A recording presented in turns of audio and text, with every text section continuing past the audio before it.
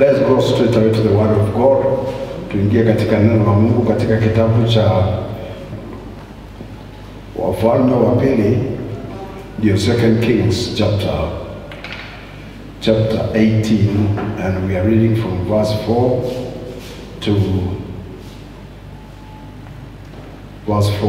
to 5. Kama uko pale tunaweza kusoma. He removed the high places and broke the sacred pillars, cut down the wooden image and broke in pieces the bronze serpent that Moses had made. For until those days the children of Israel burned incense to it and called it Nehushtan. He trusted in the Lord God of Israel, so that after him was none like him among all the kings of Judah, nor who were before him. For he held fast to the Lord. He did not part from following him, but kept his commandments, which the Lord had commanded Moses.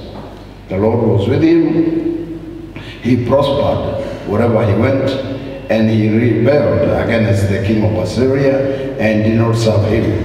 He subdued the Philistines as far as Gaza and its territory from watchtower to fortified city. Ebuni na tuombe.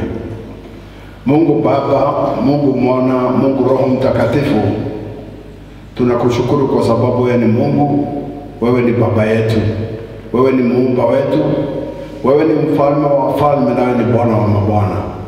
Tunakushukuru kwa sababu ya neema nyingi ambayo umetukirimia, maana tumekuwa nje ya hekalu hii kwa muda, na baadaye tukaja watu wachache. Na leo Baba umetuongezea watu, na hata miaka ukatuongezea, na hii inathibitisha ya kwamba kazi yako ni lazima itaendelea katika jina la Yesu Kristo. Bwana, tunakushukuru kwa kulinda mioyo yetu na roho zetu wakati ya kwamba makanisa yalikuwa yamefungwa, na Baba wa mbinguni ukaendelea kuweka tumaini na uzima wa milele katika roho zetu. Baba wa mbingu, tunakuita, tunakushukuru tukisema hakuna Mungu mwingine sisi tunajua ama tunaweza kupenda kujua ila ni wewe tu, Mungu wa Ibrahimu na Isaka na Yakobo. Tukiwa katika madhabahu haya Baba wa mbinguni, tuomba neema yako, tuomba nguvu zako, tuomba uweza wako uje uwe pamoja nasi. Tuomba Bwana utubarikie, maana wewe ni Mungu mkuu. Tunakemea nguvu zote za shetani, lakini Bwana tunakuinua hata wakati huu, na ni katika jina la Baba na la Mwana na Roho Mtakatifu tumeomba na tumeamini. Bwana Yesu asifiwe. Na kulingana na vile tumesoma hiki kitabu, kuna mambo ambayo yanastahili kueleweka na kila Mkristo. There are some things that a Christian needs to know and put them in their fingertips. Mambo ambayo wakati mwingine ukiyasahau utajikuta katika hali mbaya bila kujua ni kwa nini uko katika hiyo hali. Unaweza kujaribu kuikemea, unaweza kujaribu kuifukuza hali hiyo, na unaona hiyo hali bado haitoki, inakaa. Na hiyo ndio sababu ni vizuri kujua maandiko na kujua mwelekeo na mwongozo wa neno la Mungu.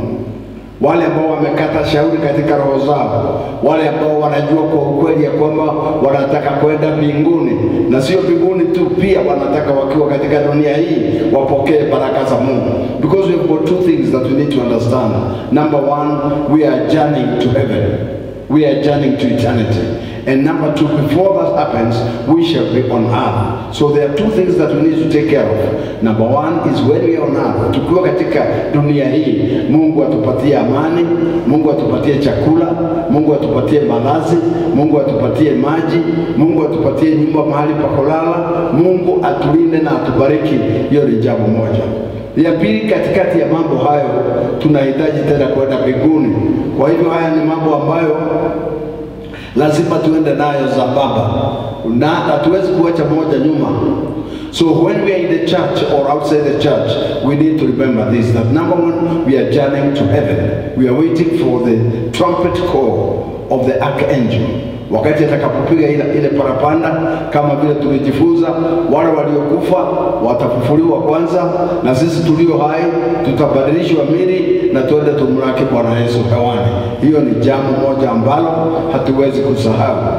Jambo la pili ni kwamba tukiwa katika dunia hii tunahitaji baraka za Mungu. Na leo ninataka nikuoneshe jinsi Wakristo wengi wameharibu maisha yao. Jinsi Wakristo wengi wameharibu nyumba zao. Nashukuru Mungu kwa sababu ni kwa kutokujua, lakini utakapojua, ningekuuliza wakati umejua jambo limekuja kwako, pinduka mara moja na mwambie Mungu akusamehe na ushike njia, maana Biblia inasema kwamba ukiniita nitakuitika, ukinitafuta utaniona. Hayo ndio mambo ambayo Mungu wetu ametuambia. Hapa tunaona ya kwamba huyu nabii wa Mungu ama mfalme ambaye anaitwa Hezekia alianza kutawala Juda akiwa na miaka 25, 25 years ndivyo alikuwa mfalme. Hiyo ni miaka michache sana, akiwa na miaka 25, na alitawala kwa miaka 29. Na wakati huo jambo kubwa ambalo mnajua Hezekia alifanya, mnamjua Hezekia hadithi yake kabisa ya kwamba alikuwa mgonjwa na alikuwa karibu kufa. Na nabii wa Mungu ambaye anaitwa Isaya alikuja kumuona na akamwambia, bila shaka Hezekia utakufa, na bila shaka Hezekia wewe utaenda, na Mungu amesema ujipange, upange mambo yako kabla ufe. Lakini wakati ule nabii alitoka nje, the Bible says ya kwamba Hezekia aliangalia kwa ukuta na kuanza kuambia Mungu, Mungu nataka unikumbuke. Kama nimesimama katika njia za haki katika maisha yangu, katika maisha ile ambayo umenipatia, Bwana uangalie hata kama ni jambo moja ama mambo mawili ambayo nimetenda mbele zako kwa kujitolea na kwa hekima yako, ili Baba uniokoe. And the truth and the fact is, God remembered several things that Hezekiah had done. One of the things that Hezekiah had done was this one that we are reading today. Alifanya mambo mengi sana Hezekiah. Aliongoza Israeli katika kumjua na kumfahamu Mungu. Akiwa mfalme alionyesha Waisraeli ya kwamba hakuna njia ingine, njia ni kwamba tumtii Mungu, tumsikie Mungu, tumwabudu Mungu, na tukifanya hivyo tutaendelea. Jina la Bwana lisifiwe. That one he did as a king. But then Hezekiah discovered one thing. Akagundua ya kwamba ile nyoka ya shaba ambayo Musa alikuwa ameifanya, maana Biblia inasema katika Hesabu 21:6 mpaka 8, tuanze 4. Then they journeyed from Mount Hor by the way of the Red Sea to go around the land of Edom, and the soul of the people became very discouraged on the way. And the people spoke against God and against Moses. Why have you brought us up from Egypt to die in the wilderness? For there is no food and no water, and our souls loads with worthless bread. So the Lord sent fiery serpents among the people, and they beat the people, and many of them of Israel died. Therefore the people came to Moses and said, we have sinned, for we have spoken against the Lord and against you. Pray to the Lord that he takes away the serpents from us. So Moses prayed for the people. Then the Lord said to Moses, make a fiery serpent and set it on the pole, and it shall be that everyone who is beaten, when he looks at it, shall live. So Moses made a bronze serpent and put it on the pole, and it was so. If a serpent had bitten anyone, when he looked at the bronze serpent, he lived. Watu walipokuwa wanapita katika mlima wa Hori na wakiteremka wakipitia katika njia ya bahari ya Shamu, the Red Sea, waliona hiyo safari imekuwa mrefu sana kwao na wakachoka. Kawaida katika maisha yetu tunachoka na mambo fulani, na wakati walichoka, when they got tired, they murmured, they complained. The Bible says that they rose against their God and also rose against Moses. Wakamuinukia Mungu, wakanung'una na wakamuinukia Musa. Wakamwambia Musa, ninyi na huyo Mungu mlitotoa kule Misri, sasa mnataka tukufie hapa jangwani. Hata ile chakula ambacho mnatupatia hapa, mkate ya kila siku, tumechoka naye. Hatuna appetite ya kuila tena, tumekula mpaka tumesikia hatutaki. Na sasa hata mioyo yetu imechoka, miili yetu imechoka, tunasikia hatutaki kuendelea tena. And that's very common in life. There are some things that you will go through that sometimes you see like God has not heard your prayer, or like God is not concerned with you. I want to tell you, anytime God is concerned about his people, he's very much concerned. Whatever situation you could be in, God is concerned. Hali yako vile ilivyo, yale mambo unapitia, usifikiri unapitia peke yako. Mungu ako pamoja nawe na anafikiria, na kuna jambo ambalo Mungu atatenda hivi karibuni ambalo litakushangaza. Jina la Bwana lisifiwe. Lakini wakati tunateta, Mungu wetu anakasirika. Wakati tunanung'una, Mungu wetu hafurahi. Nimeona wakati mwingine tumeingia katika shida na watu wananung'una. Unakuta mtu anasema hata mimi siendi kanisa, niko na shida mingi, niko na stress. Hata hiyo kanisa nimeenda sioni faida gani. Nimetoa sadaka zangu, bado niko na shida. Nimetoa fungu zangu za 10, bado niko na shida. Nimetoa malimbuko yangu, bado niko na shida. Nimetoa mavuno, bado niko na shida.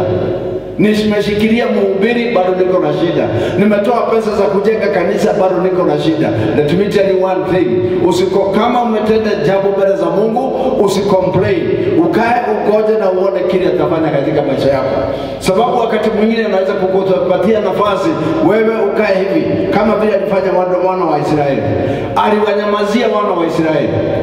Na alikuwa naona, Mungu alikuwa naona safari ikiwa mrefu. God knew how long the journey was. He knew how many miles or kilometers they have to walk before they can get to the promised land. God knew the obstacles and the hurdles they were going to go through before they can get to the promised land. Mungu alijua. Safari ya kutoka Misri kwenda Kanani, Mungu alijua ni kama maili ngapi. Na alijua hawana magari ya kuwabeba, lakini akasema let them go. Mungu alijua yale mambo watapata njiani, bahari ya Shamu, wa Amaleki, wa Filisti, wa Moab. Hizo zote ni adui za kuendelea mbele, na Mungu alijua wako pale wakigoja wana wa Israeli. Lakini Mungu had a solution to that. Hata wewe wherever you are, I can tell you, whatever you are going through, God has a solution on the table for what you are going through. Kuna mambo unaona kama yamekaa sana kabla yatendeke, lakini bado Mungu ana jawabu ya mambo hayo. Jina la Bwana lisifiwe. Blessed be the name of the Lord. Kwa hivyo walipoona ya kwamba, waliponung'unika, Bible inasema ya kwamba walienda wakaambia Musa, sasa sisi tuko na shida. Kwa nini? Manake kule kunung'unika kulisababisha Mungu awaadhibu. When you complain, God punishes you. Akawaadhibu. Akaleta nyoka ambao walikuwa ni kama moto. Walikuwa wakichoma mtu, wanakuweka uchungu mpaka unakufa. Lakini katikati ya mambo hayo yote, wakaambia Musa, maana sasa tunaumwa sana na hawa nyoka na wanatuua. Tafadhali enda hapa na Mungu, mwambie tumetubu, atuondolee hawa nyoka. Lakini Mungu akamwambia Musa, sitaondoa hizo nyoka, lakini watafanya nyoka moja ya shaba, bronze, na utaitundika kule jangwani, na kila mtu atakayeumwa akiiangalia atapona. And that's what Moses did. He made a bronze snake and hung it on the wall. He hung it in a pole, not a wall. And he commanded the Israelites that whenever you are bitten by the fiery snakes, you look at it and you will be healed. You will not die. And it's true. Wale waliumwa na wakaiangalia, they survived. Hawakufa. Na Biblia inasema ya kwamba baada ya siku nyingi, hata wakati mabaya yalikuwa yameisha, na watu wakavuka mto wa Yordani na wakaingia katika nchi ya Kanaani, walibeba lile sanduku la agano. Pia walibeba yule nyoka wa shaba kama ukumbusho. It was for memorial purposes. Sababu unaona huyu Hezekia alitawala Juda, baada ya hawa kupitia jangwani na kuvuka mto wa Yordani, wakaingia. Hata Hezekia hakuwa amezaliwa wakati huo. Lakini wakati Hezekia alianza kutawala, aliona kuna sanduku la agano ambalo hawa watu wamebeba kama kumbukumbu, kama ukumbusho wa mambo waliopata kule njiani na vita zote walizopiga. Pia akaona kuna kuna huu mti mkubwa ambao umewekwa huyu nyoka wa shaba. Na Hezekia akaangalia akaona ya kwamba hawa wana wa Israeli sasa wameanza tabia ya kwenda kwa ule mti wa nyoka ya shaba ambao sasa ulikuwa kazi yake imekwisha, na wanachoma uvumba pale, wakaanza kuitolea sadaka, wakaanza kuchoma uvumba. They were burning incense of that serpent. Na hii kadhibitika katika Hezekia. Hii ni kuonesha hawa watu imani yao wameweka kwa huyu nyoka wa shaba. Imani yao tayari imetoka kutoka kwa Mungu. They have diverted their faith from God to the serpent, the bronze serpent. Na sasa Hezekia akaangalia kaona hakuna dawa ingine sasa na hawa watu, nishike hii kitu nikatakate nivunjevunje ikuwe bure. Na Hezekia akafanya hivyo, akaishika akakatakata vipande, broke them in pieces, alafu akaiweka chini ikiwa vipande vidogo vidogo, na akaita Nehushtan. Nehushtan kusema ya kwamba sasa si nyoka wa shaba tena, it's no longer a bronze snake, but they are pieces of bronze. Sasa ni vipande vya shaba, lakini sio nyoka wa shaba. Na hapo watu wakaanza sasa kufikiria juu ya Mungu. Na wakati huyo nyoka alikuwa pale wa shaba, ni kitu gani kilifanya hawa wana wa Israeli waende kumtolea uvumba?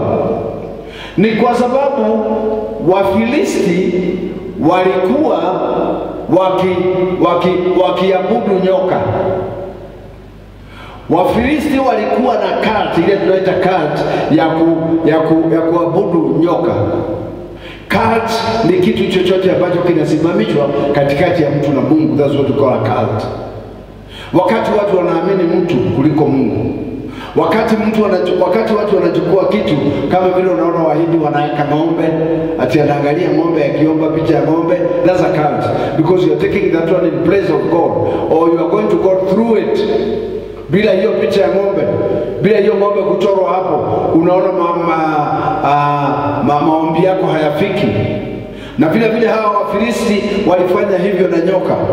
Na sasa ikaanza kuingia hii tabia kwa wana wa Israeli. Lakini hebu nikuambie, hiyo kuwekwa kwa ile nyoka, makusudi ya Mungu wakati iliwekwa nyoka ya shaba, makusudi ya Mungu yalikuwa watu wapate kuwa na imani. They begin to have faith. Lakini ingawa ile nyoka aliwekwa pale, hawa watu wa Israeli hawakuweka tu imani yao kwa Mungu, bali walidivert imani yao wakaweka kwa yule nyoka. Sasa Mungu akakasirika tena. Na ilikuwa na maana kwa sababu safari ya wana wa Israeli kutoka wakati waliingia Misri na kupita jangwani na kuja kuvuka mto wa Yordani na kuingia nchi ya Canaan, ilikuwa ni jambo ambalo utaliona na macho, it was physical. But they were being prepared to handle the spiritual. Yale mambo wana wa Israeli walipitia kutoka Misri kuja jangwani, kuvuka mto Yordani, kuingia Kanaani, yalifanywa kwa njia ambayo tunaweza kuiona na kuigusa na kusikia, ili waandaliwe katika mambo ya kiroho ambayo hutaona na hutasikia, lakini itakuwako. Nani ananielewa mpaka hapo? Praise God. Kwa hivyo Misri inafananishwa na jehanamu. Egypt is compared to hell. Wakati mtu anashikwa mateka na shetani, inafananishwa na Egypt. Maana shetani atakufanyisha kazi nyingi na kazi za bure, atakutesa kama vile wana wa Israeli waliteswa kufanya matofali, kufanya mambo mengine. Misri, Egypt, inafananishwa na mateka ambayo shetani anaweza kukuteka. Bwana Yesu asifiwe. Praise God. Hiyo ni vizuri uelewe. Farao ama Firauni ni mfano wa shetani. Na wakati wana wa Israeli walianza mwendo wakielekea nchi ya Kanaani, kitu cha kwanza walikuta obstacle ama ni Red Sea. Na wakati walikuta Red Sea, walisema angalia, sasa tumefika mwisho wetu, kwa sababu walipoangalia nyuma waliona Farao na farasi na jeshi amekuja mbio akiwafuata. Bwana Yesu asifiwe. Na huo ni mfano wa wakati wao umeokoka. And this is something you need to put. Hii ni kitu ambacho usisahau, my friend. Weka katika roho yako na katika fingertips zako. Wakati unaokoka, hapo hapo shetani anajua Jogona ameokoka na sasa ametoka hapa anataka kwenda. Na shetani anajua mahali unaenda. Anajua furaha ya hapo. Amekuwa huko mbinguni, shetani hataki ufike huko.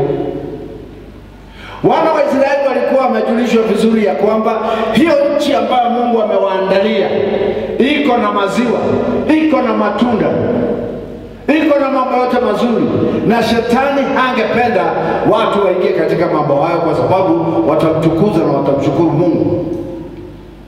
And all the time the devil wants to prove that God is not true, that God is a liar. That's the work of Satan all the time. Kazi ya shetani ni kujaribu kuonesha watu ya kwamba huyu Mungu mnasema mnamwamini, yeye ni muongo, hata hasisikii maombi, hata harudishi maombi, hajibu maombi yenu, sijui mnamwamini kwa nini. Hiyo ndio kazi ya shetani all the time, to disapprove God. Lakini hapa wakati walikuwa wanaenda katika hiyo safari, waliona Farao amekuja, na hivyo ndivyo shetani anafanya. Ukiokoka leo, kuna mambo yatakufuata. Utafuatwa na mambo ambayo yanataka yakurudishe nyuma kwa shetani. Mara umeokoka, unaomba, unaona kuna ugonjwa, kuna matatizo, kuna challenges ambazo unaweza kuvunjika moyo. Kuna marafiki ambao mlikuwa nao marafiki kabla hujaokoka, wanakuandama. Kuna matendo yanakuandama. Haya mambo yote yanakuja kwa sababu is the will of the devil, is the purpose of the devil to take you back to captivity. Shetani akataka akurudishe pale ambapo ulikuwa mateka. Blessed be the name of the Lord. Na sasa kwa sababu hiyo Yesu, wakati Yesu alikuwa anaongea na mtu ambaye anaitwa Nicodemus alikuwa mtu amesoma sana. Nicodemus alikuwa ni mwalimu wa maandiko katika dini ya Kifarisayo. Na alipoangalia jinsi Yesu anavyofanya kazi yake, Nicodemus alishangaa na akaona kitu ambacho si cha kawaida. Manake Yesu alikuwa amefufua watu. Yesu alikuwa ameponya watu. Yesu alikuwa amefukuza watu wengi katika ile hekalu walikuwa wanafanyia biashara. Na Nikodemo akashindwa, how comes mtu mmoja anaweza kuingia katika hekalu kama hii, watu wamejaa, anawachapa, anawafukuza, na hakuna mtu anamshika, na hakuna mtu anamchapa, na hakuna mtu anamfungia, na askari wako na wanaume wako. How come mtu mmoja anakuja watu kama na anawachapa na wote wanatoroka? So Nicodemus alienda kujaribu kujua ni kwa nini, na akaona ni lazima amtembelee Yesu. And Jesus could see, because Jesus is God. Sababu Yesu ni Mungu, alikuwa anaona yale mawazo yako na Nicodemus. Na kwa hivyo siku moja Yesu akakaa mahali ambapo alijua Nikodemo atamuona. Yesu akakaa pahali jioni na akawa na moto anaota, na alikuwa peke yake. Na wakati huyu mtu anaitwa Nikodemo alijaribu kwenda kwa Yesu, na akaenda amhoji, amuulize, wewe ni Yesu ama hapana? Maandiko inasema ya kwamba Yesu katikati ya maongeo alimwambia jambo moja, sikiza Nikodemo, kama vile Musa alivyosimamisha nyoka wa shaba jangwani, hivyo ndivyo naye mwana wa Mungu ambaye ni Yesu Kristo, ambaye ni mimi, nitatundikwa juu ya msalaba ili kila mtu atakaye niangalia apone. Ili kila mtu ambaye atakaye niangalia na shida zake zitatuliwe. Bwana Yesu asifiwe. Wale wana wa Israeli wakati waliangalia ile nyoka ya shaba, the Bible says walipona. Yule alikuwa ameumwa kabisa, wakati angalia ile nyoka ya shaba, alipona na uchungu ukaisha. Bwana Yesu asifiwe. Naye Yesu akasema, ni kama vile Musa alivyomtundika nyoka wa shaba jangwani, in the same way the Son of God must be put on the cross, so that whoever shall look upon him, he shall be saved.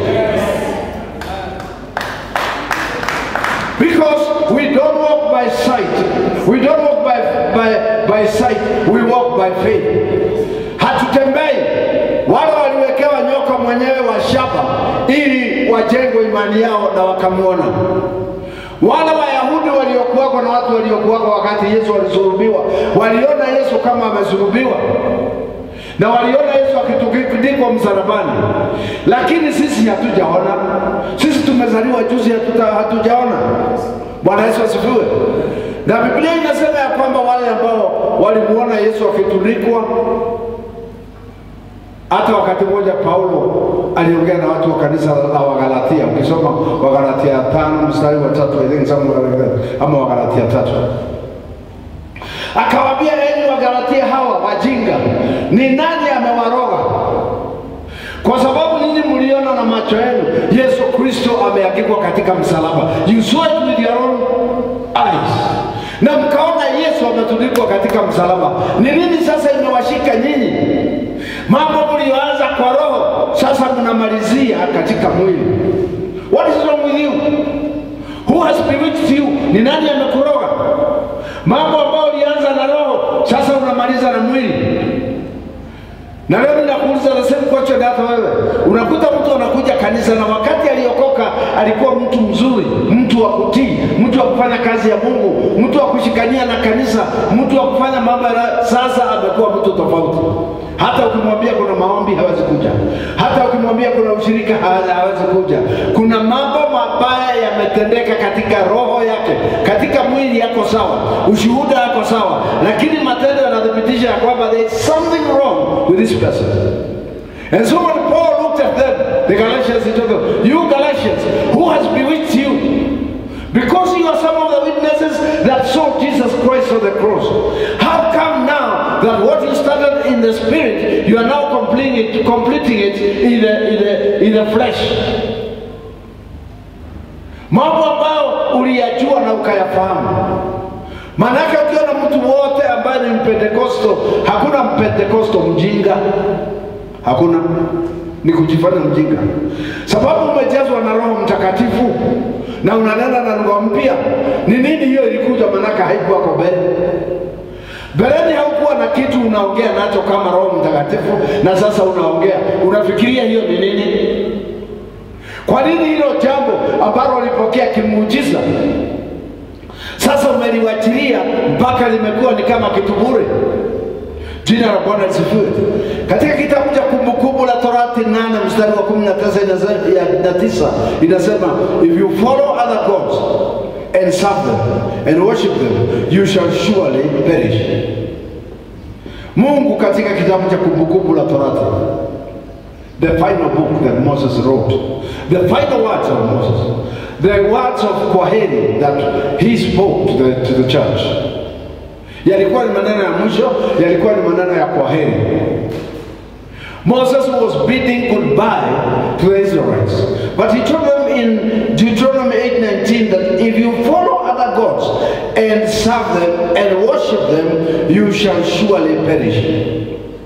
Kama mtachukua miungu mingine na mumitumikie na mumiinamie, bila shaka mtamalizika. Bila shaka utamalizika. Bwana Yesu asifiwe. Katika kitabu cha Mathayo 6:25 mpaka 34, we better read that one. Matthew, the book of Matthew, chapter 6. It's on verse 25. Verse 25 to 34 inasema, therefore I say to you, do not worry about your life, what you will eat or what you will drink, nor about your body, what you will put on. Is not life more than food and body more than clothing? Look at the birds of the air, for they neither sow nor reap nor gather into barns, yet your heavenly Father feeds them. Are you not of more value than they? Which of you by worrying can add 1 cubit of his stature? So why do you worry about clothing? Consider the lilies of the field, how they grow. They neither toil nor spin. And yet I say to you that even Solomon in his own glory was not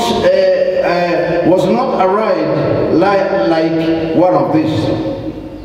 Now, if God so clothes the grass of the field, which today is and tomorrow is thrown into the oven, will he not much more clothe you, O you of little faith?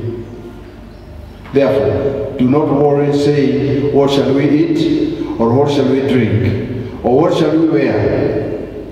For after all these things the Gentiles seek. For your heavenly Father knows that you need all these things. But seek first the kingdom of God and his righteousness, and all these things shall be added to you. Therefore do not worry about tomorrow. Tomorrow will worry about its own things. Sufficient for the day is its own trouble. Biblia inasema hapa namna gani? Wewe usijisumbue kwamba utavaa nini, utakula nini.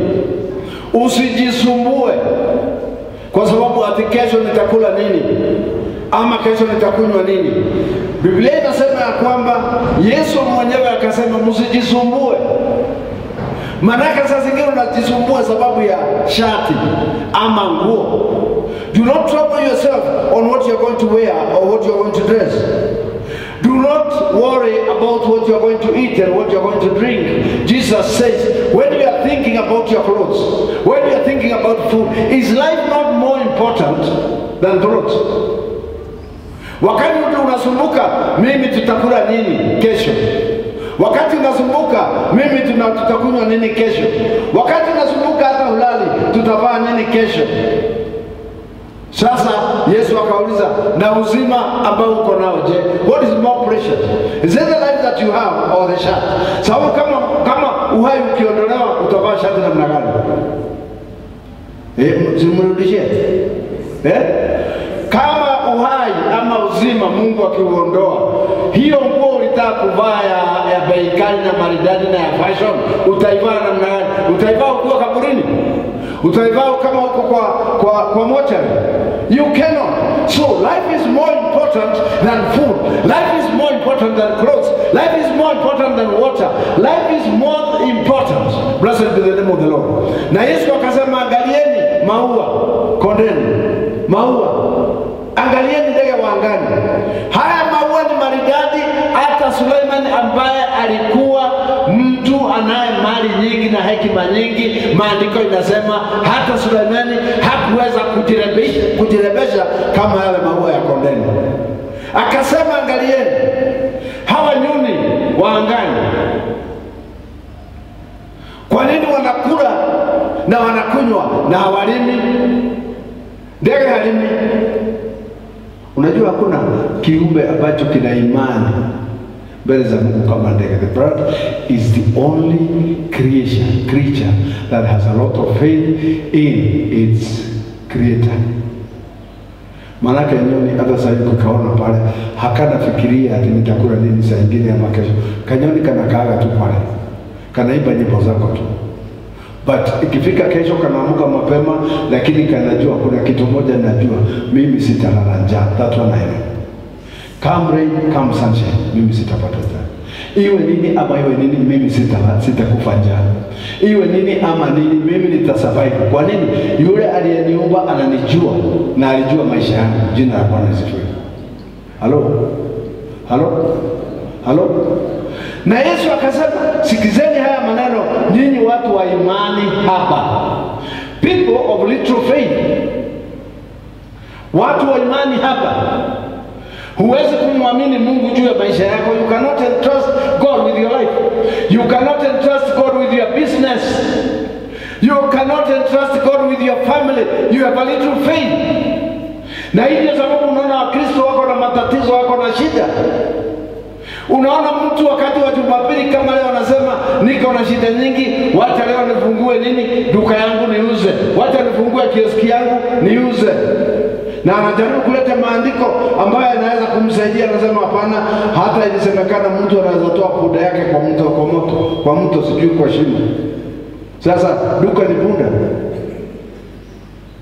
Duka ni punda. Duka ni punda. Mimi nakuuliza, duka ni punda? Unakuta mtu mwingine sababu tu dada yake amekuja kutembea hawezi kwenda kanisa. Sababu ndugu yake amekuja, unakutana na mama, ninamuuliza mama, Jumapili ulikuwa wapi? Pastor, unajua nilipatwa na wageni, nikaona siwezi kuacha, nikaanza kuwapikia. Kwa hivyo ukaacha kazi ya Mungu na ukaacha kanisa utumikie mwanadamu. Utumikie mwanadamu.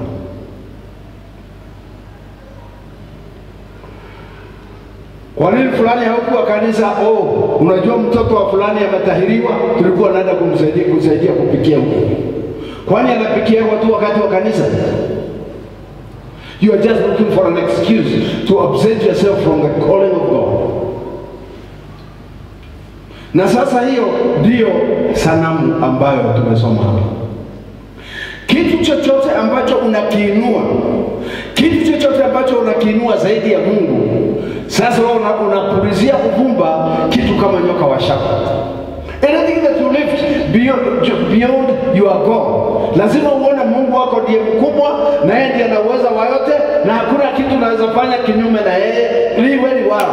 Kwa sababu kama ni duka ninaweza kuiwacha na nifunge kwa imani, sababu ninajua hata kesho Jumatatu naweza kufungua na niuze zaidi ya leo na jana na juzi, kwa sababu nilienda kwa Mungu kwanza. Hata shamba unaweza kusema mimi nasikia kuna ushirika, kwa hivyo leo nitaenda shamba na ikifika saa 8 nitatoka. Kila siku mimi natokaga shamba saa 9 saa 10. Leo nitatoka mapema kwa sababu kuna ushirika na ninajua katika ushirika wa Mungu naweza pata baraka hata hii shamba yangu ili ipate mahindi, ili izae mahindi mengi, ili itoe viazi vingi, inahitaji mkono wa Mungu. Bwana Yesu asifiwe. Mimi nauliza tu swali. Wakati umepanda shamba viazi ama umepanda mahindi, kuzaa vile zitazaa, ni nani ataweza kufanya zizae? Mimi nauliza ni nani? Wangapi wamepanda mahindi na akaenda akavuna gunia moja? Wangapi wamepanda mahindi akavuna gunia 2? Na wakati anavuna gunia 2, kuna mwingine ambaye anavuna gunia 70, gunia 60. Kwa sababu huyu mtu ameweka Mungu mbele. Chochote ambacho kinaweza kuja kisimame kati yako na Mungu, that's an idol. Hiyo ni sanamu. Chochote ambacho kitasimama katikati yako na Mungu, hiyo nataka ujue ni sanamu. Hata mambo ya kujiuliza nitalipa shule na nini, pesa itatoka wapi, kujisumbua. Ni mara ngapi umekaa nyumbani hukuja kanisa alafu ukaona sasa niko na 1500 kwa mfuko? Tijo diroli. Nachoboga. Kweli wanaga ujikanya tuna stress. Nego. Wati damushene kiwoni, ne maana magwire ko. Ati hiyo ndio mushi nirigidie kanida kwaje ndo na tutiri na gaka Hawaii. Waga guthi ugikate. No, what happened? Kama wewe unajua Mungu, huo ndio wakati ule mzuri wa kwenda kanisa na kufika mapema. Wakati uko na shida na matatizo, that's the right time to seek God and to trust Him. Jesus said, you people of little faith, ninyi watu wa imani ndio hapa. Je, ikiwa mimi nakupatia afya ya mwili, ikiwa mimi nakupatia uhai, uzima, unatembea, yani shati ndio litashindwa? Simunijibu. Mutijoke. Amuri ule mukanada niko ubira kanwa mutirali uraga na maskira. Leo muturute moda takukira leo mure ubirete kanwa ala kwa turake ali bishop. Turake ali bishop ne barako rangi.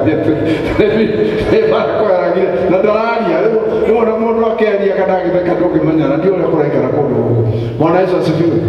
Lakini swali langu ni hili. What is more important to you? Is it life or is it a cloth? Ni nini kina maana sana katika maisha yako? Ni hiyo nguo ama ni maisha kuishi? Ikiwa Mungu anakupatia maisha ya kuishi, anakugarantii tomorrow you will be there and you are there. What about a shirt? Shirt ni nini kwake? Shirt ni nini kwake? Suruali ni nini kwake? Sasa hata afadhali ungekaa nyumbani kwa sababu unataka uzima wa milele ama unataka kuishi kuliko ukae sababu una nguo. Niliona mtu mmoja hapa juzi, kijana mmoja alinikuta. Kaniambia, Bishop, mimi napenda kanisa, na alikuwa mlevi kidogo. Mimi napenda kanisa ya talent sana. Sasa nikamuangalia, kama unapenda, nataka niwe nikija kanisa. Halafu kaniambia, lakini sasa ona Bishop, hizi nguo zangu zote zimeraruka. Si unisaidie nipate nguo za kwenda kanisa. Nikamwambia, wewe, kanisa hakuangaliwa nguo. Kanisa hakuangaliwa nguo. Enda kwa kanisa kwanza uokoke, baadaye uokoke juu ya nguo. Lakini huwezi kuongea juu ya nguo kabla ya kanisa. Na nikajua this is a conman. Huyu ni mjanja, anataka mimi nitoe nguo zangu nimpatie fedha kuja kanisa. Na mimi siwezi kulipa wewe kuja kanisa. Kwani unakuja kwangu? Wewe unakuja kwangu? Kwa nini kulipe kuja kanisa? Wewe unakuja kanisa sababu ya mambo yako binafsi. Kwanza sababu ya roho yako uonane na Mungu wako wakati parapanda inalia. Namba 2, Mungu akubariki kama vile tumesoma na tumesikia. Jina la Bwana lisifiwe. Na wewe usiweke kitu katikati yako na Mungu. Hezekia akasema, ni kweli, ni Mungu alisema hii iwepo. Ni Mungu alisema hii nyoka ya shaba itengenezwe. It is God who has said. Lakini mimi nitaenda kinyume na huyo Mungu na kuivunja. Sababu ninasoma na ninaona the intention was God was not that people should focus on the bronze serpent, but it was just a training for faith in God. Ilikuwa ni kuwafundisha jinsi ya kuwa na imani na Mungu. Jina la Bwana lisifiwe. Kitabu cha Zaburi 3:5 inasema, I lie down and sleep, I wake again because the Lord sustains me. Mimi ninaenda kwa kitanda ninalala. Hear this. Mimi naenda kwa kitanda ninalala, na asubuhi ninaamka. Kwa nini? Kwa sababu Mungu mwenyewe ndiye ananilinda na ananiweka. Bwana Yesu asifiwe. Halo. Bwana Yesu asifiwe. Bwana Yesu asifiwe. Wakati Daudi anasema hivi, na hii ndio mambo yalifanya Daudi wawe na urafiki sana na Mungu, kwa sababu alikuwa anaongea mambo ambayo yanafurahisha Mungu kila mara. Kila mara Daudi aliongea mambo ambayo yalimfurahisha Mungu. Kitabu cha Zaburi 3 mstari wake wa 5 inasema, nalijilaza nikalala usingizi, nikaamka, kwa kuwa Bwana ananitegemeza. Praise the God. Bwana asifiwe. Nani alilala leo usiku? Kama ulilala inua mkono juu. Wakati wale hawakulala mkono juu. Wale hawajui kama walilala ama hawakulala inua mkono juu. Sababu you must be somewhere. Either ulilala ama ukulala ama ukumbuke. Nauliza, wangapi walilala leo usiku? Yule atajui kama alilala. Bwana Yesu asifiwe. Na wakati ulilala, wangapi walipatwa na usingizi mzito katikati ya usiku? You had a deep sleep at some time. Thank you. Wakati ambao ulikuwa umelala usingizi mzito, usingizi mnono, wakati ulikuwa ukijisikia kuna mtu alikuwa anakuangalia. Kuna mtu alikuwa anakulinda. Hii ndio sababu umekuja kanisa leo, kwa sababu kuna mtu alikuwa anakulinda, anakufunika na wema wake. Wakati walikuwa hujisikii, hata kama ni adui zako, ama ni wakora, ama ni moshi, ama ni nyumba yako ingeshika moto juu ya stima, mambo haya yote yanaweza fanyika. Lakini when you are deep asleep, there was someone who did not sleep. He was watching upon you, na alikuwa anakuangalia, na akiwa na matumaini ya kwamba hata kama analala, hata kama hajisikii, mimi nitamuinua tena kesho. Daudi akasema, mimi wakati nimelala sijisikii, lakini nakuta asubuhi nimeamka. I find myself awake in the morning. How do you get awake? There is somebody somewhere, God of Abraham. Huyo wakati unalala halali, wakati unasinzia hasinzii. Yeye anakuangalia na anakulinda na anakuweka. That's why you are there today. Hiyo ndio sababu uko leo. Na kama kuna kitu unaweza kushukuru Mungu sababu yake, si chakula ile ulikula jana. No, umshukuru sababu umeamka na una uhai na una uzima. Kile hukupata jana utapata leo. Kile hutapata leo utapata kesho. Provided akuweke uwe hai. Jina la Bwana sifa. Kama anakuweka hai, basi unategemea ya kesho. Bwana asifiwe. Hawa watu wote unaona wamekaa hapa, kuna mtu ambaye hata hajui ataweza kununua gari na ukimwambia juu ya gari atacheka. Siku moja mhubiri mmoja aliniita, one preacher he called me. I was walking the street ya Nakuru. Nilikuwa natembea tu kwa street na nilikuwa nimebeba diary. Nilikuwa mambo imenisumbua hapa, aerobaoni kanisumbua, vitu yangu zikaisha, nikawa zero tena, back to zero. Mungu anaweza kutoa juu akurudishe zero, aone vile akili yako itakafika. Na wakati mimi mambo yangu ilifika zero, nilimwambia Mungu na kushukuru kwa yale mambo umenitendea, na hata pale tumefika Mungu ninafurahi. Nifunga siku zapa. Nikamwambia kitu cha kwanza, Mungu, sitaki nihurumiwe na mtu mwanadamu. Sitaki mwanadamu hata mmoja anihurumie ati anakuja kusaidia. I don't want from anybody. Mimi ni that's me. Mimi ni kichwa gumu na kuambia kama hujui. Mimi ni kichwa gumu. Mimi niliomba nikaambia Mungu, sikiza. Si wewe ndio uliniokoa na nimekuwa nikikutumikia na mali yangu yote. Sasa imekwisha, tuelewane. Mimi sitaki nihurumiwe na mtu mwanadamu asije akanihurumia. Kama wewe hutaweza kunisaidia, wacha nikae. Alafu nikatazama pande nyingine. I'm telling you what I did. Nikaangalia hivi, tena sasa nikaangalia pande, nikaambia shetani, na wewe shetani, sikia nikueleze kitu ambacho lazima ujue. Na nikafanya kitu hivi. Shetani anakuambia usikize na masikio yako mawili.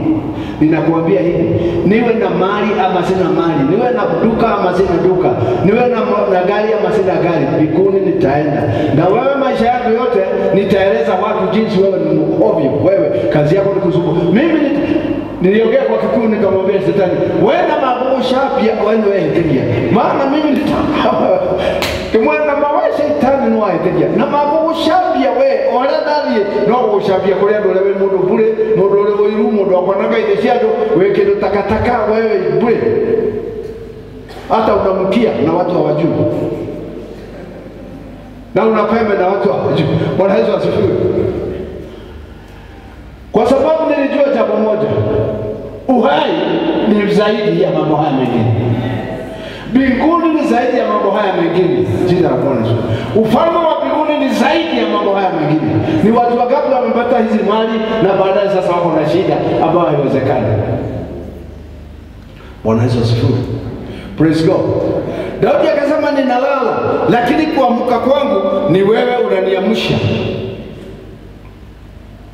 The book of Psalms 121. Psalms 121. Psalms 121. Aha. Ukisoma mstari wa kwanza mpaka wa 8 inasema hivi. God the help of those who seek him. God the help of those who seek him. A song of ascent. I will lift up my eyes to the hills, from whence comes my help.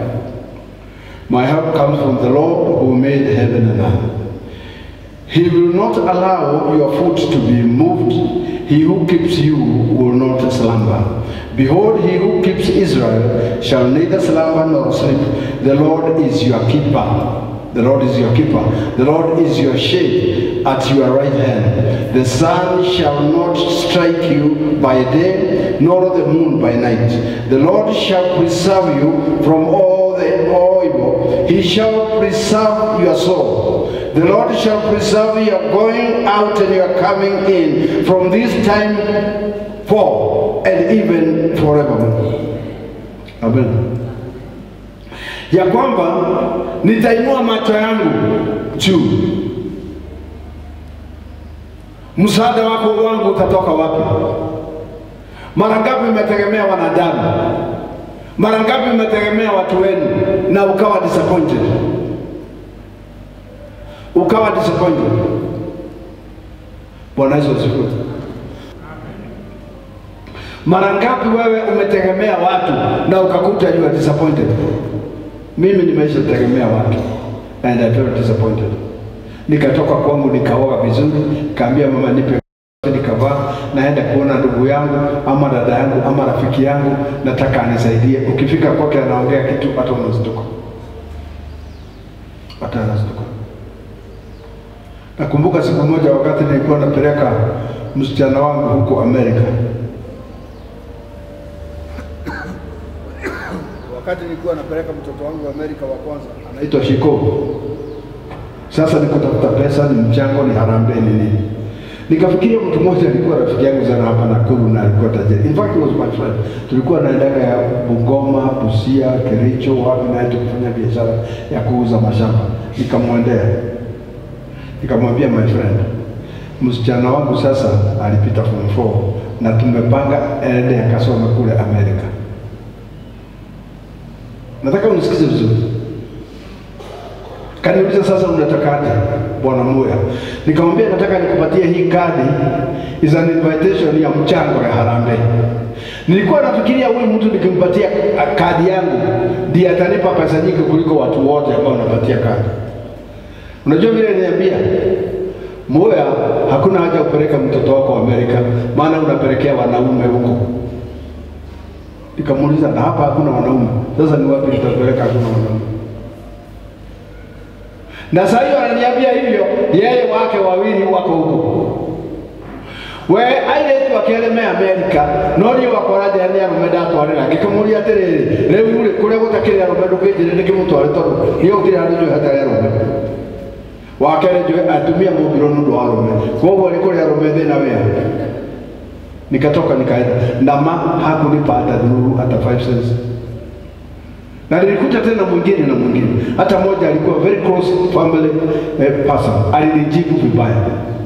Na hii ndio kitu ambacho disappoint Daudi, akasema sasa mimi niko na shida, nitaangalia wapi? Msaada wangu utatoka wapi? Bible ikasema msaada wako mahali unaweza kutoka na hautakoma ni kwa Mungu wa Ibrahimu. Kama Mungu wa Ibrahimu akisema itakuwa. Kama Mungu wa Ibrahimu akitaka itakuwa. Daudi akasema ni kwa sababu wewe wakati mimi nimelala wewe unalala. Wakati ninasinzia wewe usinzii. Bwana Yesu asifiwe. Wakati ninasinzia.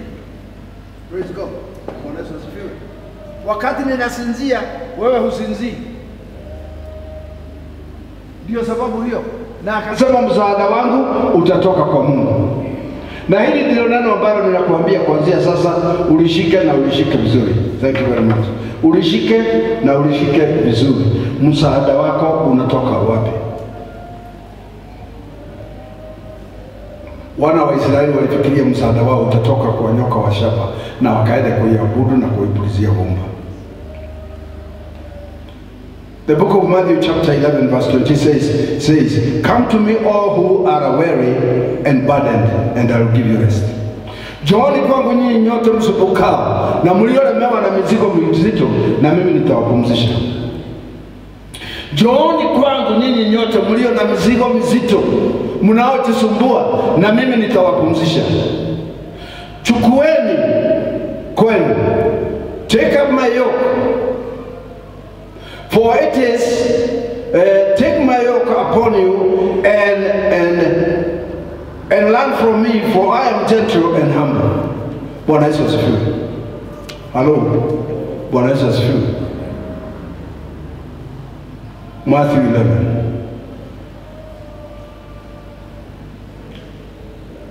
Verse 28. Mara nyingi tunapenda kusoma hii kwa Injili. Tunasomea watu kule nje, tunafikiria kwamba wale waliolemewa na mizigo ni wale walevi, ni wale hawajaokoka. Sasa haya maandiko sisi tunasomea watu kwa Injili. We normally use these scriptures to preach in the outside in the outside air or in the air or in crusades or in all these kind of things outside. And we tend to think that those people who are heavy laden are those who are unbelievers. But I can tell you for sure that even believers are burdened. Hata waamini wana mizigo mizito. Bwana Yesu asifiwe. Watu wananyamaza, wanavaa na wanakaa mzuri, lakini mzigo wamebeba. Na kwa sababu hatuioni, tunazima hauna mzigo. Na ndio sababu unaona mtu akienda hospitali akiwa mgonjwa anapona kwa haraka. Akiona wagonjwa huko vile anakuta huyo anaenda hivi, huyu ni huyu kwa juu, acha atania nyumbani. Kumbe mimi I'm not serious. Bwana Yesu asifiwe. Nilisikia leo wanatangaza ya kwamba wagonjwa waliokuwa wakienda hospitali sasa tangu corona ingie hawaendi hospitali. Yeye ni mgonjwa na amekuwa akisumbua watu wote nyumbani kwake mpaka kila mtu mnipeleke Nairobi, mnipeleke Kijabi, mnipeleke wapi. Sasa amesikia kuna corona ambayo ni more senior, ikienda ikukushika unakufa. Sasa anasema hapana, msinipeleke leo, niko sawa. Hakuna kitu kina. Sasa hata leo nilisikia huyo ambaye ni deputy director wa medical services anasema tafadhali wagonjwa msikufie nyumbani, endeni hospitali. Maana sasa hospitali hakuna wagonjwa wanakuja. Beleni wagonjwa walikuwa wanapanga laini hospitali. Siku hizi wamekatalia nyumbani, hata kliniki hawaendi, hata wale wana ugonjwa wa sukari hawaendi, hata wale walikuwa na pressure hawaendi. Sasa wamekatalia nyumbani lazima watakuwa na pressure. Anasema hapana, sasa sina pressure, wajana mambo ya sukari sasa, kwa sababu mambo imekuja ikili ambayo ni zaidi ya hiyo. What does that tell me? Hiyo inaniambia ni kwa nini mtu hiyo imani ako naye sasa? Kwa nini hakuishika tangu mbele? Kwa nini sasa corona ndio inakuweka imani? Bwana Yesu asifiwe. Hata mtu akikohoa kidogo, sasa mimi nikikohoa kidogo najaribu kufanya imani yake, mtu atasema haya. Wala tulisikia 14, huyu ni moja. Tulisikia Nakuru amepatikana 14. Moja tumepata, tunabakiza 14. Tumezajua moja, tunabakiza 13. Sababu anaogopa corona, kila kitu anaona ni corona, kila kitu anaona ni COVID-19. Bwana Yesu asifiwe. Hata kuna watu hawaji kanisa, anasema unajua sasa huko kanisa ndio rahisi mtu apate corona. Wacha nikwambie, hapa ndio uweze pata. Amen. Hapa ndio hata hakuna. Iko kwa matatu, iko sokoni. Mahali unafikiri tunaenda huko ndio iko. Hapa hakuna. Bwana Yesu asifiwe. Na kama iko tutadili na yeye na jina nayo kwa jina la Yesu. Bwana Yesu asifiwe. Mimi nilikuwa London mahali ni kama kupikiwa, ilikuwa inapikiwa huko. Nienda London, niko corona takuyaru kageni. Na gaya kihonoki. Nikaja hapa. Watu wakaanza kusema Kamuri ana corona. Wakasema, wakachoka. Sasa nikitembea town, naona mtu anaangalia. Nikiona mtu anaangalia hivi najua baina wale na mshangilia.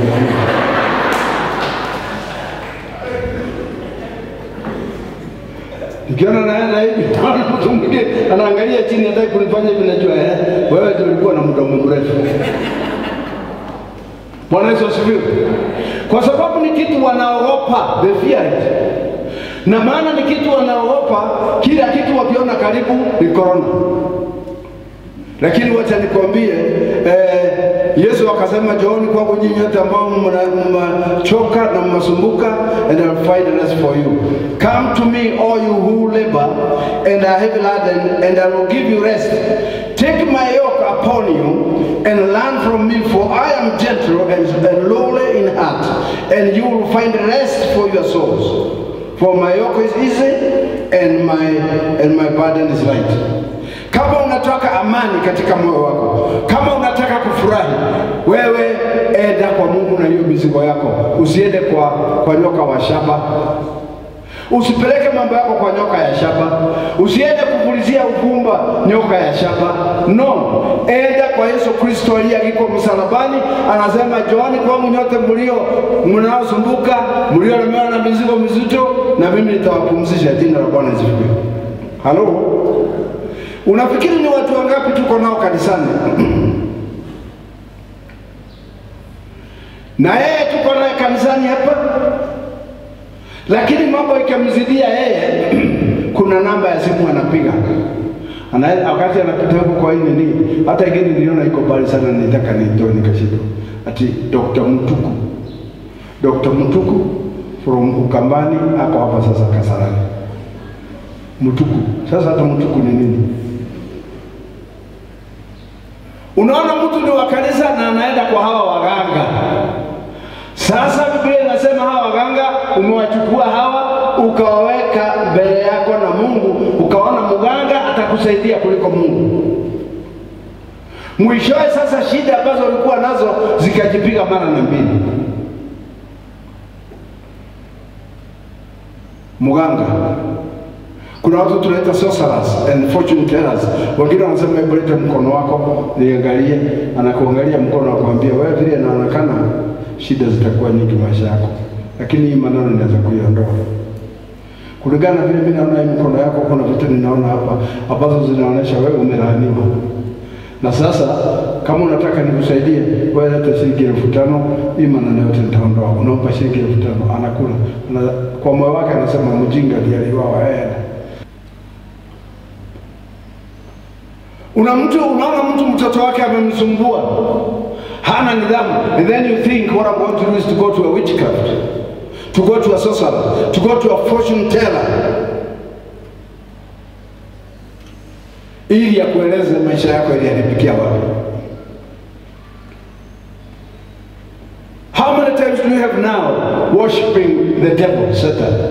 Tunaona makanisa ya devil worshippers, Freemasons. Mahali ambapo unaambiwa utatajirika, Baba Tom, utatajirika, lakini baada ya kutajirika mwaka mmoja wa pili unaambiwa sasa yule bibi yako tunataka damu yake. Sasa yule mtoto wako tunataka damu yake. Wanakupeleka hivi mpaka unakufa ukiwa umejiangamiza wewe mwenyewe. Ni kwa nini? Sababu uliweka mambo mengine mbele yako na Mungu. Unatoka nyumba ya Mungu unaenda vituko vingine ambazo hujui ziko wapi. Wakati vitu zote zetu ziliibiwa hapa za kanisa. Kuna mama moja alikuja tukakutana mahali pale. Na nilimkumbuka sana. Sio sahau na yule mama. Sura yake sio sahau, maana alikuja wakati nilikuwa na shida. Vitu zimeenda. Akaniambia Bishop, mimi naomba ako na kiremba ya yero. Mimi naomba. Sasa mimi sikujua atakuwa na kiremba ya yero ndio utaomba sana. Akaniambia sasa zile vitu zenu ziliibiwa za talent ninajua mahali ziko. Nikamuuliza ziko, akaniambia najua mahali ziko. Wewe nipe 1,000 ya kwenda kupiga simu nitakwambia mahali ziko. Nikamwambia wewe ukienda ukipiga simu na ukijua mahali iko na nikiipata nitakupa 1,000. Not before I get there. Alipoenda siku kumuona tena. Huyo ni nyoka wa shaba. Ati nimpatie 1,000, yeye anajua mahali zitu siku na nikuomba ameomba. Na sasa hiyo sisi tumeomba hapa mpaka tumetumana kazi ya kuomba. Tuwataka kuja kwa tumana wala wama haya. Wewe ndio wako chipa. Tuwatumado bila kinyama kutoka tena. Tuliita watu mpaka kutoka na kuu tulishikana mikono hapa round yote namna hii tukaomba hata tukuzio. Na tulishikana mikono round hivi. Na nikashindwa, kwani huyu mama anaomba namna gani? Na sisi tumeshikana mkono hapo na vitu hata tusikii. Hata wengine walikuja hapa kutoka Nakuru wakatutabiria. Wakutabiri ni watu. Hata sisi tulikuwa tumepotea raini. Mpaka nikaita watu wengine kutoka Nakuru ati ni wahubiri, waombaji. Mwingine hata alikuwa mama, nilikuwa nasikia ati oya, kaambia wewe kuja. Vitu yetu tumepotea. Kuja utuhubirie. Hata yeye aliomba mpaka akaenda kwake na pesa tukampatia sababu alikuja kanisa. Sasa tuliongeza hasara juu ya ile kitu. Vitu hatukupata.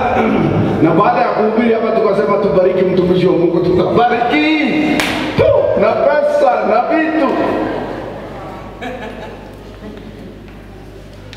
Juzi tu ndio mtu mmoja ameniambia ambao wanafanya hiyo kazi, wakaniambia wale watu waliiba vitu kwako 2 weeks ago ndio tulipiga risasi wa mwisho.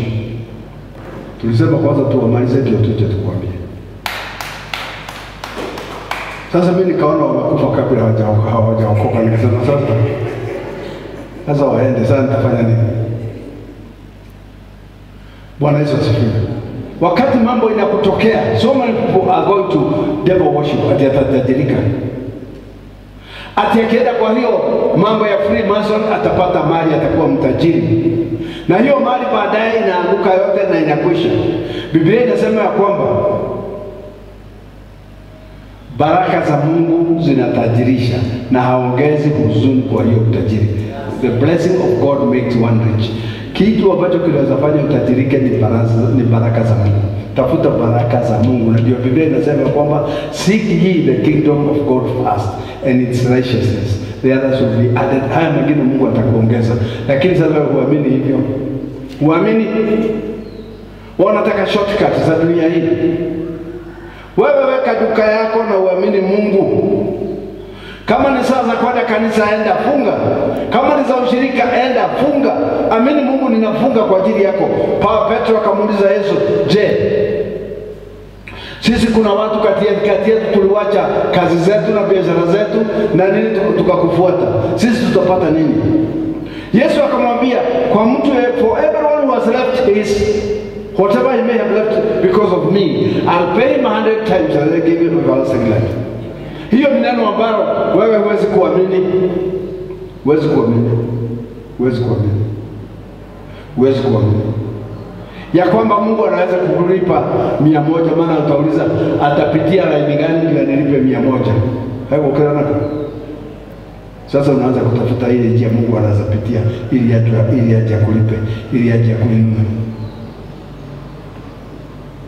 Lakini ile kitu Mungu anataka kwako ni imani kwake.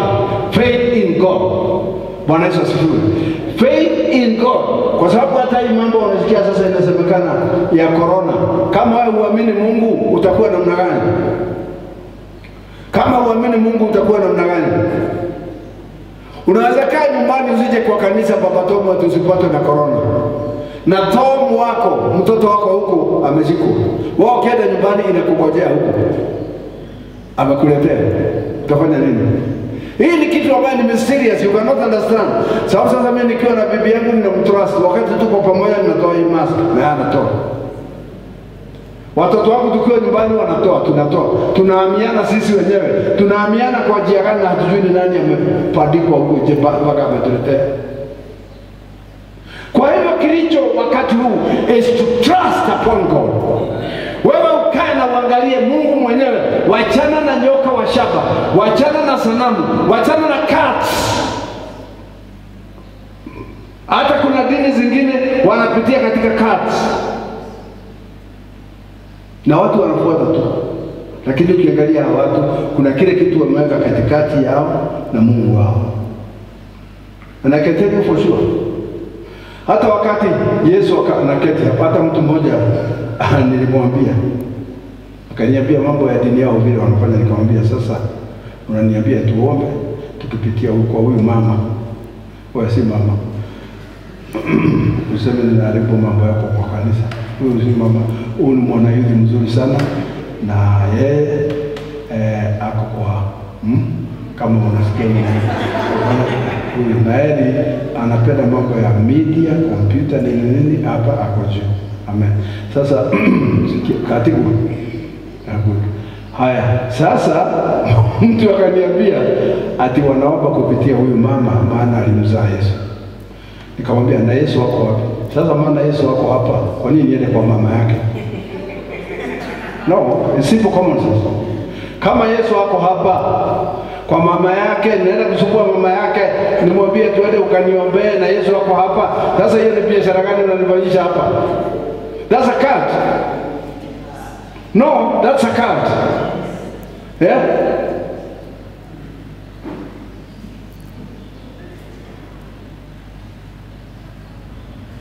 Wewe kuja. Wewe uko kwa kona kuja.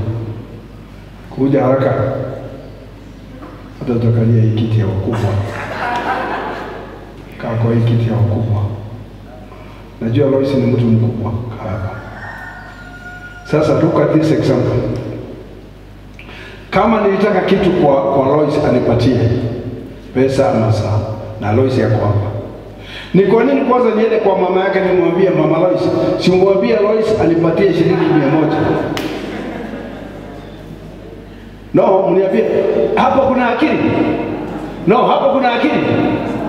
Mimi naenda kwa mama yake kufanya nini? Na huyo mwenye yale mambo ninataka na ako naye, siniongee na yeye, kama atanipa anipe, kama anipi namna hiyo. Maana hata mama yake labda haelewi ile lugha ninaongea. Pigeni huyu msichana makofi. That's what we call a cult. Hii nyoka ya shaba ni Mungu alikuwa amesema itengenezwe. It had the authority, it had the audacity of God, ya kwamba akaambia Musa mtumishi wake, tengeneza hii nyoka ya shaba. Lakini sijaitengeneza ili watu wabadilishe imani yangu kutoka mimi waipeleke kwa imani. Hii ni kitu imekufa, it's a dead one. Na ndio sababu unaona sisi wa Kristo tunasimama wima na Ukristo wetu.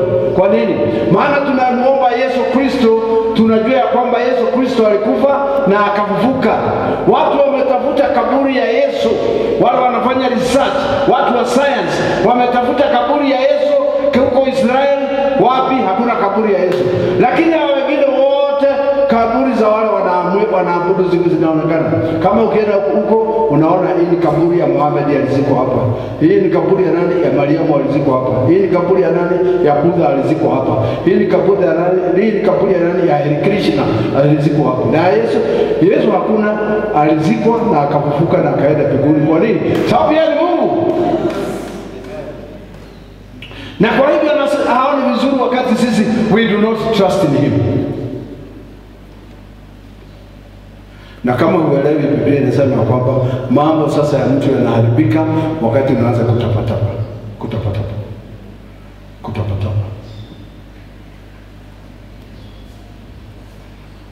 Naona mtu amekaa hapa kanisa la talent, baadaye anamsikia anajua. Kumuuliza namba huko sikuona Mungu. Kwani Mungu anakaa kwa kitu gani hapo unaona? Atilikuwa hiyo kanisa sikuona Mungu. Wapi? Ni wapi ulienda kuhubiri? Nikora dira bana nega yohuja ge huko. Okamwona ukaiya huko. Wewe ni huna Mungu wewe. Shida ni wewe uko naye. Sio Mungu, sio kanisa, shida ni wewe uko naye. Wanaweza sivyo. Na kama una shida, jambo mzuri ni kuhakikisha hiyo shida imetatuliwa mahali huko.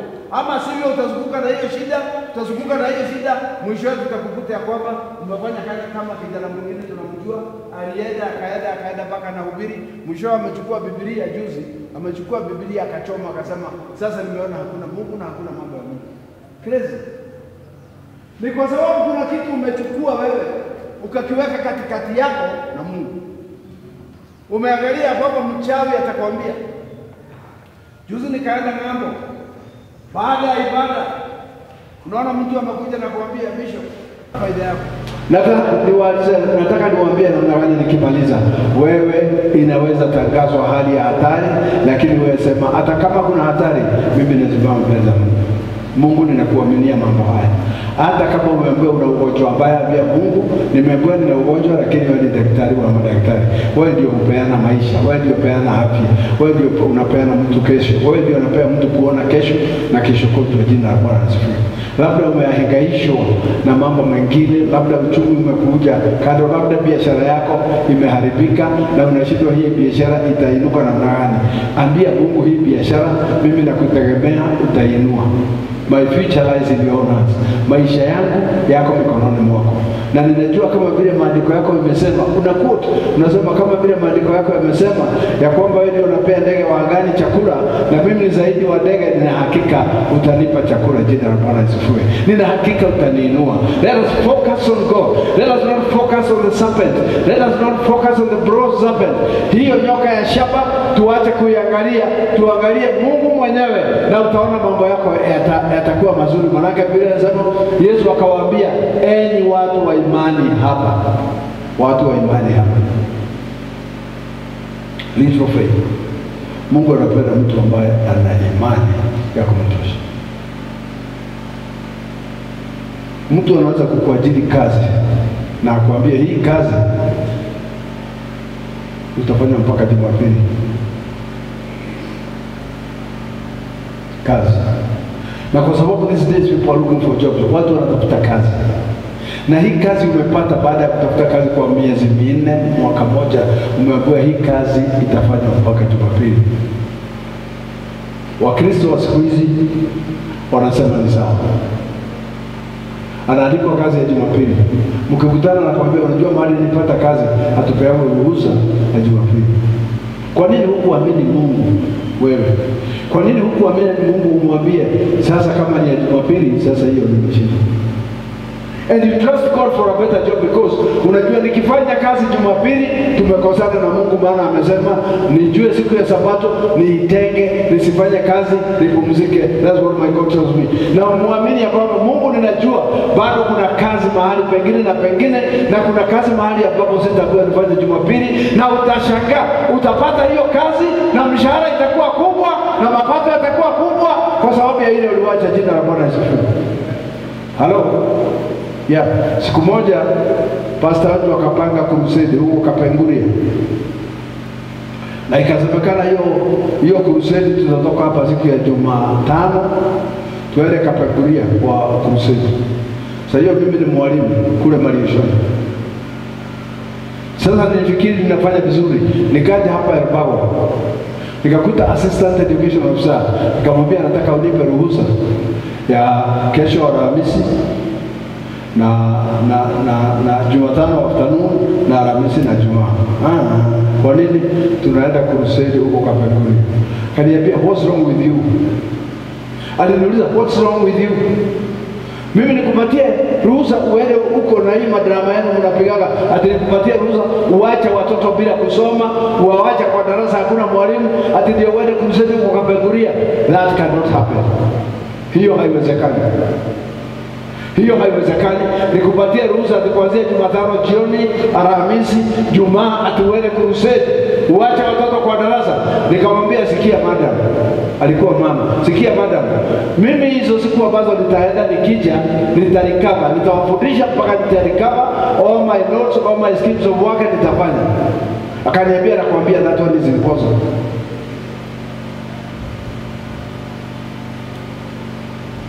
Unajua vile nilimwambia? Nilimwambia sikia madam, wewe Mungu amekubariki, uko na choices hapa. Wewe chagua moja, maana wewe ndio education officer wangu, chagua moja. Ya kwanza unaweza kunikata hizo siku nisipate mshahara. Ya pili unaweza kunisimamisha kazi niwe interdicted. Ya tatu unaweza kuambia Teachers Service Commission wanifute kazi kabisa. Ile utaona ni rahisi na wewe ufanye.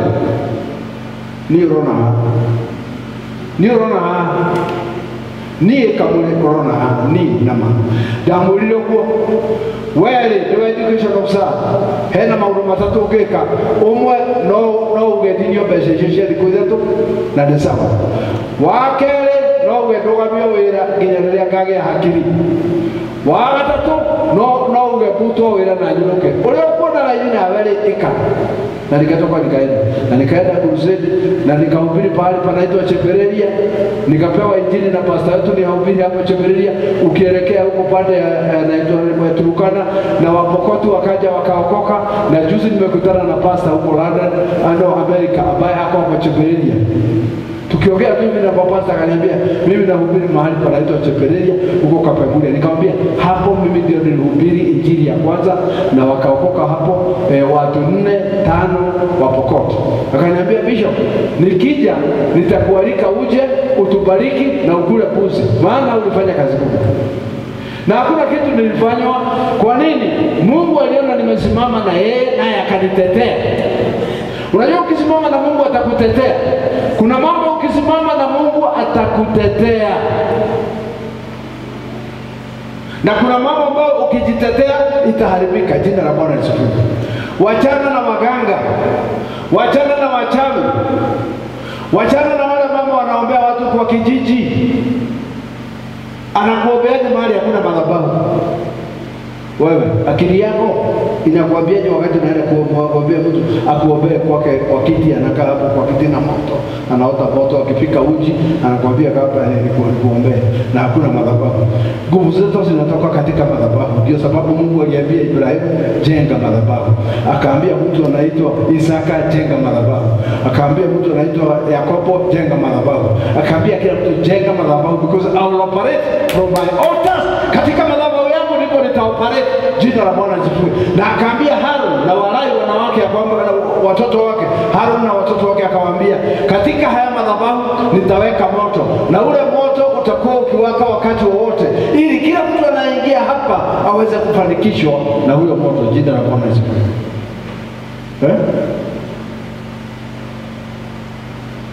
Hata wakati wa corona kuna watu walienda kuombewa, na hakuna mtu ameniambia I feel the spirit. Wataambia Mungu pole, lienda huko. Maanake hata wakati ulienda huko, ile pesa uitishwa sio kama ile unatoa hapa sadaka. Hapo unatoa sadaka ya hiari. Tukisema watu waleta sadaka hapa, mwingine anawekelea 50, mwingine 100. Hakuna mtu anayeshaambia chukua 50 hiyo yako ukae chini, siku ile utakuwa na 100 utaleta. Lakini yule ulienda kuombewa naye huko alikwambia leta 30,000. Leta 30,000, hiyo kijana yako atarudi kwa nyumbani. Compare 30,000. Kijana hakurudi, na wewe unataka kuambia watu umetoa 30,000 sababu unaona ukisema watu watakuchekelea. Sasa unakaa hapa na hasara ya mtoto na hasara ya 30,000. Kwani si kweli? Kwani si kweli? Na unajua mganga akikula pesa yako huwezi kumstaki pahali. Mganga akikula pesa yako, wakula pahali utaenda polisi kusema huyu alikula pesa yangu na sikupona. Hapana. Hakuna. Kuna mmoja alikuwa pale Karole hapo. Kila mtu aliyekuwa mgonjwa akija alikuwa anaambiwa alete mwela nyekundu, saa ingine mwela ya white, saa mwingine anakwambia alete mwela nyeusi, na ikue haijataka mayai, ndio sasa inafanya kwa karibu kwanza kutaka ulete hiyo. Sasa psychological thing, anakuweka kitu ya kwamba inatakiwa hiyo mgonjwa wako inataka mwela ya red, na hiyo inafanya haijataka mayai, sababu kulingana na wale wanajua mambo ya kuku, yule kuku mtamu sana. If you want to eat the sweetest chicken, yule hajaanza kutaka mayai, anataka kutaka. Huyo mtu alitoka hapa kama manona tumbo yake ilikuwa namna, alikuwa kazi yake na kulala tu mafuta. Paka mtu mmoja nilimuuliza, "Wewe umepeleka kuku?" Kaniambia niliitishwa kuku. Na nilifikia huko, na yeye ni mzee wa kanisa pahali, alisa friend of mine. Kaniambia, aliniambia nipeleke mwera ya red. Ile inafanya koko sasa inataka kutega na haijataka. Nikamuuliza nani ya nini? Kasema hiyo mayai yake ndogo ndogo anataka kutaka kutengenezea dawa nayo. Mwero urakegeta ukana kwa mutune. Mutulisha kama ule nanike mutune urakegeka. Akira tunegera tutoma tupito kora goda. Nituo godera gudhorekera dawa. Ali ile mecha mundu ucho na mundu ucho agethie na tuturana akakwa rubaga. Kuna wakati tunakaga na yeye tukikunywa chai. Mimi nacheka na mwambia mundu ali akakukule. Mundu ali akakukwa dhiri yake. Ya wachana na huyo. Alikula mbele yako ngapi? Mimi neta adora magale tokero ne waga kegwire neke muno ona mwego magale tokero ne waga aliake na batira iko ndakwera we tigana na waga tigana na wachawi ikata poro kutoka Hezekia uangalie nini Mungu wachana na nyoko wa shamba na mtafaulu. Bwana Yesu asifiwe. Tusimame sote juu tuombe.